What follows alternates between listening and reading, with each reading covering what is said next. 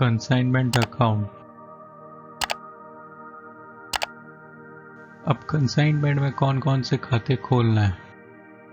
Accounting treatment of consignment transaction, प्रेषण संबंधी व्यवहारों का लेखा। बुक ऑफ कंसाइनर में कौन से खाते खोलेंगे और बुक ऑफ कंसाइनी में कौन से खाते खोलेंगे। पहले बुक ऑफ कंसाइनर में कंसाइनमेंट अकाउंट, ये प्रॉफिट एंड लॉस अकाउंट की तरह है। खर्चे सारे डेबिट में, इनकम सारी क्रेडिट में। इसमें प्रॉफिट और लॉस निकालने के लिए ये खाता खोला जाता है।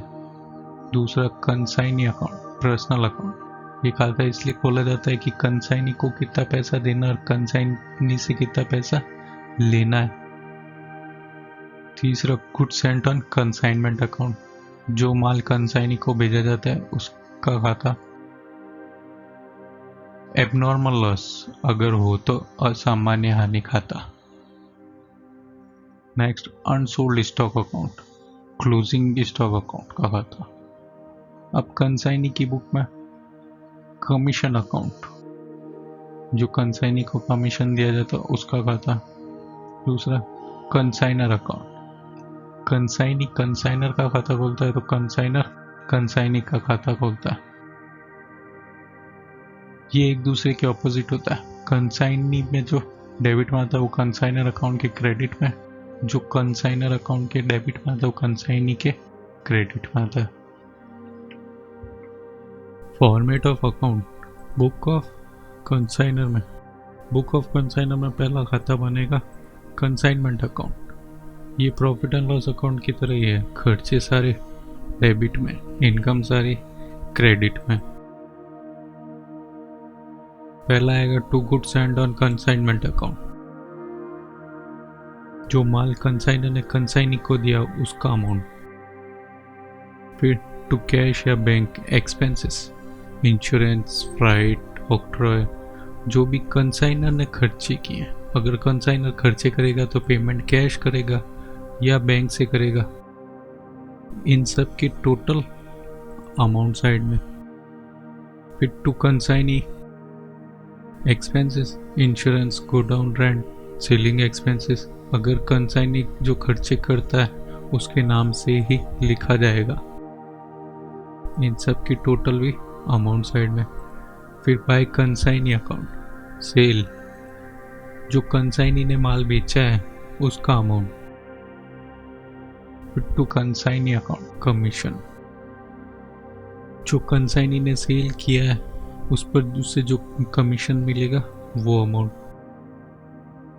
फिर by goods sent on consignment, अगर कोई रिटर्न है गुड्स तो उसका अमाउंट।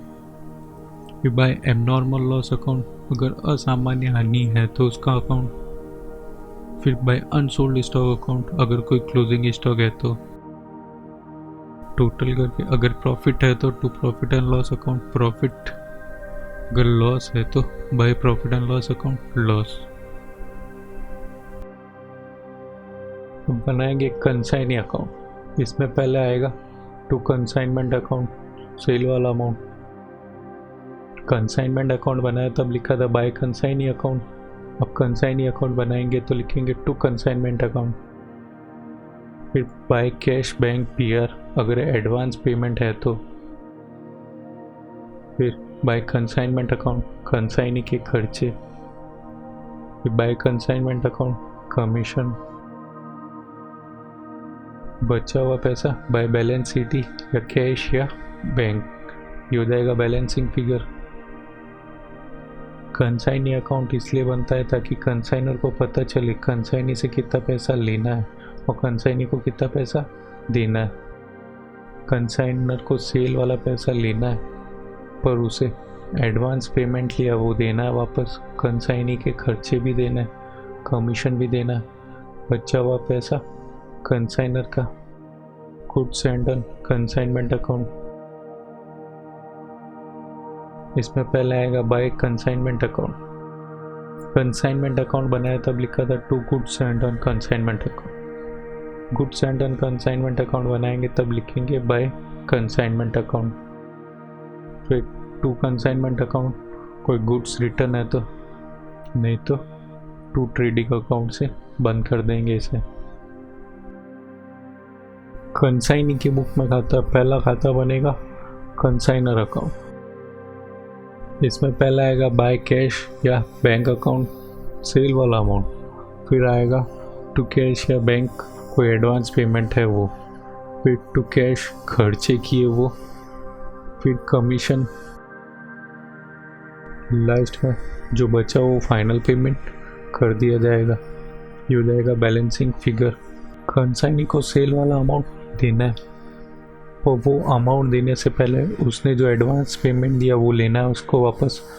कंसाइनी ने जो खर्ची की वो भी वापस लेना है और उसका कमीशन भी लेना है। तो बचा हुआ पैसा वो फाइनल पेमेंट कंसाइनर को कर देगा। कंसाइनी कंसाइनर को फाइनल पेमेंट कर देगा, उससे पहले अपना कमीशन ले लेगा, जो खर्चा किया वो भी ले लेगा और जो एडवांस दिया वो भी ले लेगा। बचा हुआ पैसा पेमेंट कर देगा।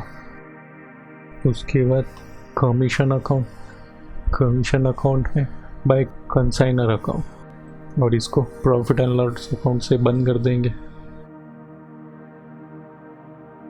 बस आज के लिए इतना ही। तब तक के लिए राम राम।